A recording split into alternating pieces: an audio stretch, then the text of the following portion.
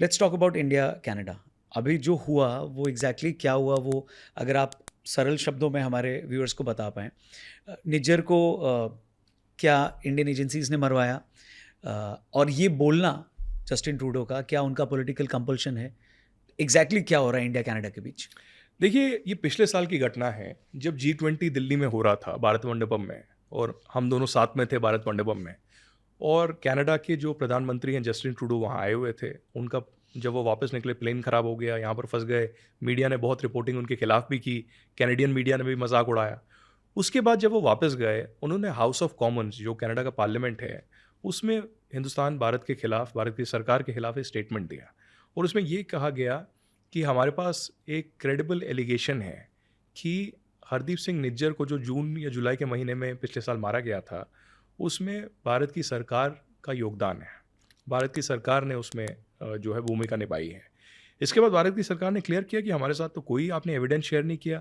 और बार बार Justin Trudeau कहते रहे there is a credible allegation.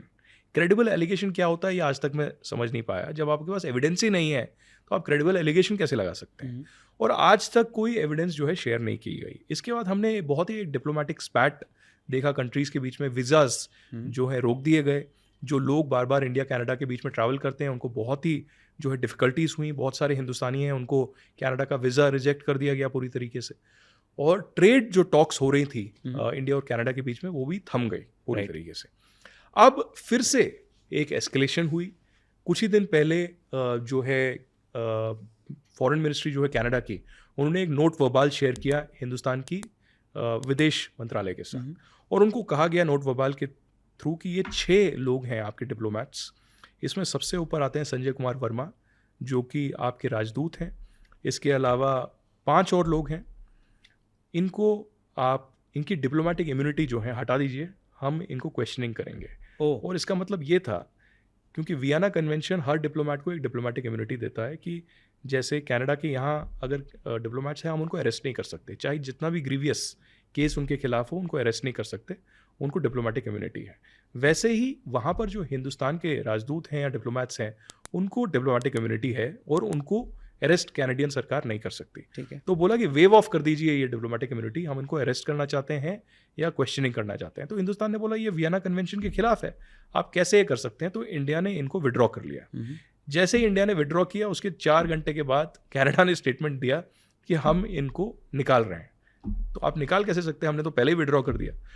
तो उसके बाद जब विड्रॉ हो गया तो हिंदुस्तान ने कार्रवाई करते हुए यहाँ से 6 जो सीनियर मोस्ट उनके डिप्लोमेट थे उनको निकाल दिया। अब ये जो सिचुएशन है ये पाकिस्तान से भी बदतर है। वो इसलिए कि जब पुलवामा की घटना घटती है 14 फरवरी 2019 को, उसके बाद एक डिप्लोमेटिक स्टैंड ऑफ होता है इंडिया पाकिस्तान के बीच में। अभिनंदन की घटना भी होती है, लेकिन उसके बाद जो हाई कमिश्नर्स हैं इंडिया और पाकिस्तान के, एक दूसरे के हम निकाल देते हैं। लेकिन आज भी 5 साल 5.5 साल हो गए हैं, अभी भी जो डेप्यूटी हाई कमीशन लेवल है या CDA उसको कहते हैं, चार्ज डे अफेयर्स, वो अभी भी बरकरार है। लेकिन कनाडा और इंडिया के बीच में आप देखिए, हाई कमिश्नर नहीं है, डेप्यूटी हाई कमिश्नर नहीं है, काउंसल जनरल नहीं है, फर्स्ट सेक्रेटरी नहीं है, पॉलिटिकल काउंसलर नहीं है। तो ये 5 से 6 इंपॉर्टेंट जो सीनियर मोस्ट लोग हैं डिप्लोमेसी में, जो कार्रवाई चलाते हैं हिंदुस्तान और कनाडा के बीच में, वो हट गए हैं। सेकंड सेक्रेटरी जो बहुत ही जूनियर पोस्ट है, वो अब हाई कमीशन चलाएंगे। अब असलियत क्या है, मैं संक्षेप में आपको बताता हूँ। पिछले 50 साल से लगभग कनाडा खालिस्तानी आतंकवादियों को एक सेफ हेवन दे रहा है। मतलब एक घर प्रोवाइड कर रहा है खालिस्तानी आतंकवादियों को।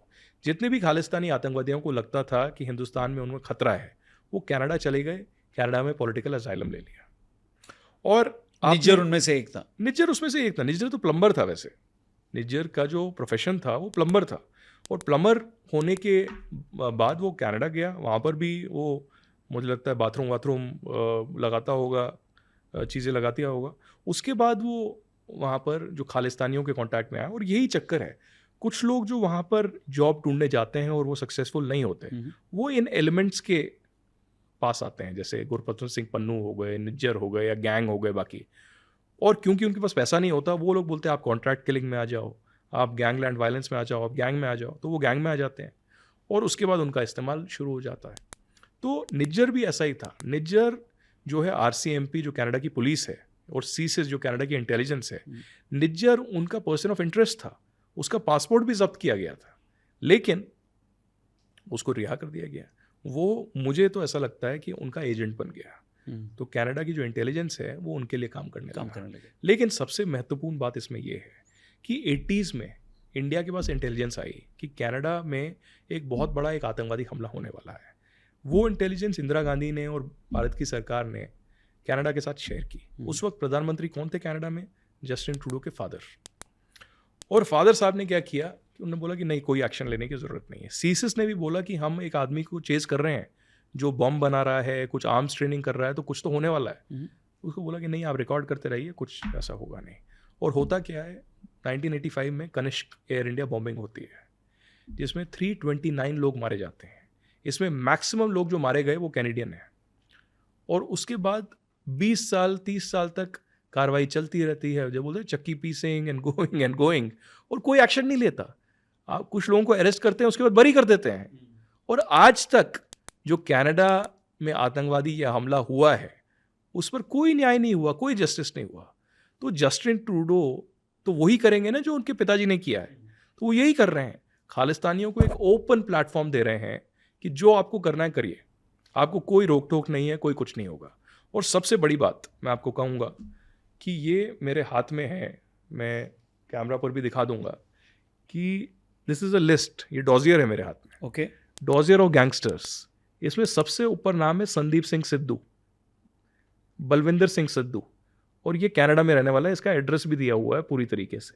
ये गैंगस्टर है। इसके बाद है अर्शदीप सिंह गिल, अर्श डल्ला, आपने नाम सुना होगा मीडिया में।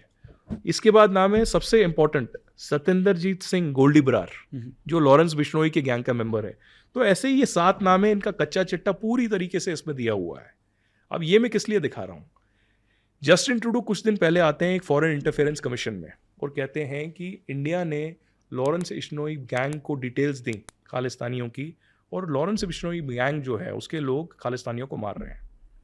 तो हिंदुस्तान तो कह रहा है कई सालों से कि आप गैंगस्टर्स जो हैं उनके खिलाफ एक्शन लीजिए, जिसमें से ये गोल्डी बरार भी है, और कोई एक्शन नहीं लिया जा रहा। आप ये सोचिए कि 26 ऐसे एक्सट्रेडिशन रिक्वेस्ट्स हैं जो 50 से ज़्यादा बार Canadian RCMP, CSIS, Justin Trudeau government सबको दिए गए हैं, NIA के तरफ से, MEA के तरफ से, PMO के तरफ से, लेकिन कोई एक्शन नहीं लिया जा रहा।